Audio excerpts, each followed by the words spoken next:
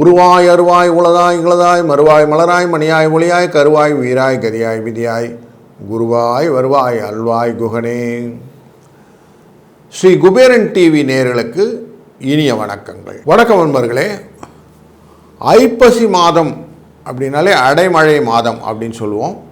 இந்த ஐப்பசி மாதத்திலே துலா மாதம் என்ற ஒரு குறிப்பு உண்டு. துலா ராசிக்குள்ளர சூரிய பகவான் உள்ள வருவார். முக்கியமாக காவிரியிலே நீராடுவது ரொம்ப முக்கியமான பலன்களை தரும். அப்படிங்கிறனால துலா முழுக்கு அப்படின்னு சொல்லுவாங்க. கடமுழுக்கு அப்படிங்கிற கடைசி நாளில் கடைமுழு வரைக்கும் நடக்கும்.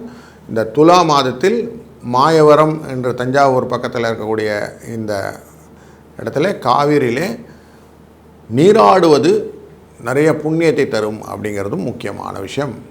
மழைக்காலம் அப்படிங்கிறதுனால வருஷ ருத்து அப்படின்னு சொல்லுவோம். மழைக்காலங்கள் உள்ளாகக்கூடிய விஷயங்களில் நமக்கு சூரியன் மறைந்து விடுவார். மறைந்து விடுவார்னா மேக மூட்டங்களினாலே மறைந்து விடுவார். நீச்சம் அப்படிங்கிற இடத்துல போயிடுவார். சூரியனுடைய வெப்பம் தெரியாது. அதனால் குளிர்ச்சி ஜாஸ்தி இருக்கக்கூடிய சூழ்நிலை வர ஆரம்பிக்கும்.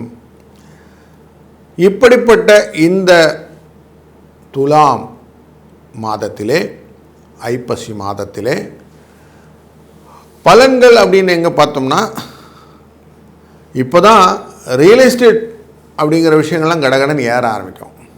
ரியல் எஸ்டேட் துறையில் ஒரு நல்ல மாற்றங்களை கொடுக்கக்கூடிய மாற்றமாக இருக்கும். சமீப காலமாக நம்ம பார்த்துட்ருக்கிறதுல தங்கம் வெள்ளி என்ற ஆபரணங்கள்லாம் விலை உயர்ந்து கொண்டு போகிறது இல்லையா? இது இந்த ஐப்பசி மாதத்திலும் விலை உயரும், மிடில் வரைக்கும். அதுக்கப்புறமா இறங்க ஆரம்பிக்கும். காய்கறி விலையெல்லாம் கொஞ்சம் குறையும். சார் மழை நேரத்தில் எப்படி சார் காய்கறி விலையெல்லாம் குறையும்னா, அபிவிருத்தமான விளைச்சல் வந்துடுதுன்ற ஒரு காரணத்தினால விளைச்சலை எடுத்து கொஞ்சம் குறையும். மாத கடைசியில் கொஞ்சம் விலையாக ஏற்ற இறக்கங்கள் மாற்றம் உண்டு. தங்கத்தின் விலை கொஞ்சம் குறைவதற்கான வாய்ப்புகளும் உண்டு அப்படிங்கிறது தெரிகிறது. இந்த மாதத்திலே முக்கியமாக சில நிகழ்வுகள் அப்படின்னு பார்த்தோம்னா, 18ஆம் தேதி அக்டோபர் மாதம் ஐப்பசி மாதம் பிறக்கும்போதே சனி பிரதோஷம் அப்படிங்கிற விஷயம் நடக்கும். 20ஆம் தேதி தீபாவளி. அதுக்கு முன்னாடி 19ஆம் தேதி தனத்ரியோதசி அப்படிங்கிற நாள் ரொம்ப முக்கியமான நாள். அன்றைக்கு தங்கம் வாங்குவது இரட்டிப்பு பலனை தரும்னு இருக்குது. அதுபோல் 21ஆம் தேதி சர்வ அமாவாசை திதி தர்ப்பணங்கள் செய்வதனாலே வரக்கூடிய பலன்களை பெறலாம். சூரனை வதம் செய்த நிகழ்வானது 27 அக்டோபர் அன்று நடக்கக்கூடியது. சூரசம்ஹாரம். முருகனை மனதால் நினைந்து நாம் செய்யக்கூடிய காரியங்கள் வெற்றியை கொடுக்கும். தென்காசியில் இருக்கக்கூடிய ஆயக்குடி அப்படிங்கிற ஊரில் பார்த்தீங்கன்னா வெற்றின கொடிக்கால்காரர்கள் அப்படின்னு சொல்லுவாங்க. அவர்கள் வெற்று இலையே வேல் மாதிரி இருக்குவதனாலே அவர்கள் எல்லாரும் முருகனையே தான் முழுவதாக நம்பியிருப்பார்கள். இந்த சூரசம்ஹாரத்திலே அவர்கள் செய்யக்கூடிய எடுக்கக்கூடிய சப்பரங்களும் அந்த தேரோ கண்கொள்ளா காட்சியாக அமையும். 4ஆம் தேதி நவம்பர் அன்று பௌர்ணமி. அன்றைக்கு பௌம அஸ்வினி அப்படிங்கிற விஷயம் வரும். சந்திரனின் ஜெயந்தி அப்படிங்கிறது சந்திரனுடைய பிறந்த நாள். இந்த பௌம அஸ்வினி அப்படிங்கிறதுனால கடனை அடைக்கலாம். கடனெல்லாம் தீர்ந்து போயிடும். மலை போல் இருக்கக்கூடிய கடன் அடைவதற்கு ஒரு நல்ல உபாயமான நாள் அது. 5ஆம் தேதி பௌர்ணமியோட கண்டினியூஷன் இருக்கும். அன்றைக்கு அன்னாபிஷேகம்னு சொல்லி நம்ம படைக்கக்கூடிய இறைவனுக்கு சாதத்தினாலே காய்கறியினாலே அலங்காரங்கள் செய்து அழகு பார்ப்போம் அப்படிங்கிறதும். 12ஆம் தேதி நவம்பர் அன்றைக்கு கால பைரவ அஷ்டமி என்கிற ஒரு நல்ல நாளும் உண்டு. 16ஆம் தேதி நவம்பர் அன்று கடைமுகம் என்கிற கடைசி துலாஸ்தானத்தை பண்ணுறவங்க மறுநாள் முடன் முழுக்குன்னு இருக்கும். அப்படிப்பட்ட ஒரு நல்ல நாளில் இந்த ஐப்பசி மாதம் தொடக்கம் முதல் இறுதி வரை நிறைய நல்ல நல்ல விஷயங்களும். அதில் தீபாவளி பண்டிகை 20ஆம் தேதி இருக்குது. சந்தோஷமான தீபாவளி நல்வாழ்த்துக்களுடன் உங்களை ஒரு ராசிக்கும் எப்படி பலன் இருக்கிறது என்று காண அழைக்கிறேன். வாருங்கள். வணக்கம் மீனராசி அன்பர்களே. உங்கள் ராசியின் 8ஆம் இடமான துலாம் ராசிக்குள்ளர சூரியன் உள்ள எமேஜாரார் கொஞ்சம் நீச்சகதி அப்படிங்கிற இடத்துக்குள்ளே போகிறார். அதுபோல் இந்த மாதத்திலே குரு அதிசாரம் என்கிற பெயர்ச்சியினாலே கடகராசிக்குள்ளே வரார். ரெண்டு மிக முக்கியமான நிகழ்வுகள் உண்டு. சூரியன் 8ஆம் இடத்துக்கு வந்ததுனாலே உடல் அசதிகள் வருவதற்கான வாய்ப்புகள், கொஞ்சம் நான் நமது அப்படிங்கிற எண்ணங்கள் எல்லாம் கொஞ்சம் குறையும்.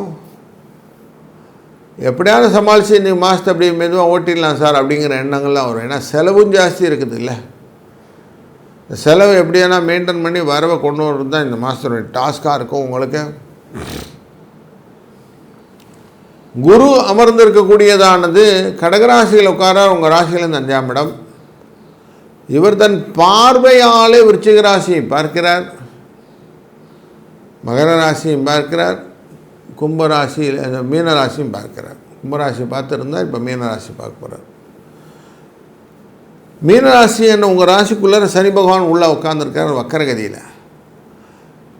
இவர் உங்களுக்கு மனதிலே நிறைய எண்ண ஓட்டங்களை கொடுத்து கொண்டே இருக்கிறார்.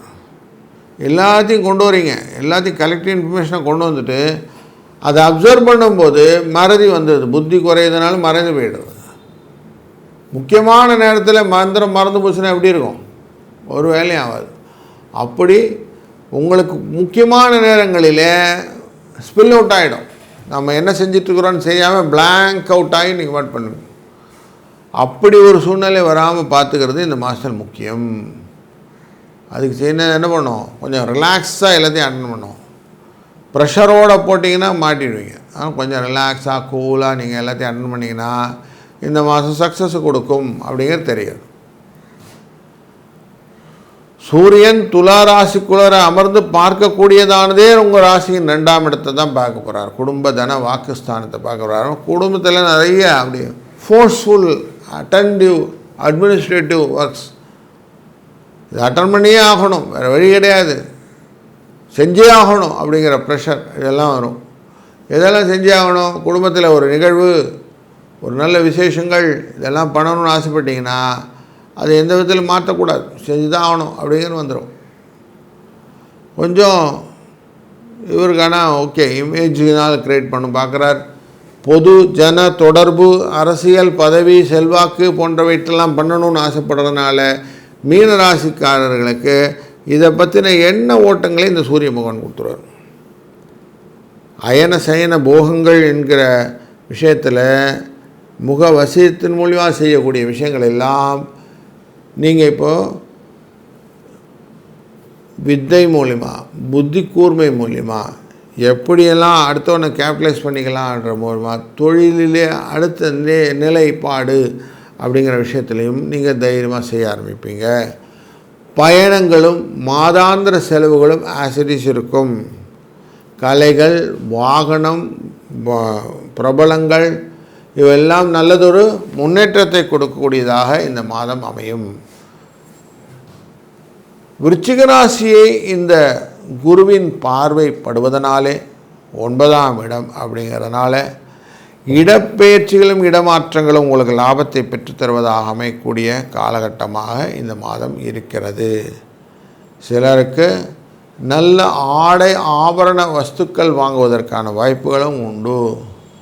அதனால் மொத்தத்தில் இந்த மாதம் ஒரு நல்ல ஒரு சுபிட்சமான மாதமாக இருக்க போகிறது.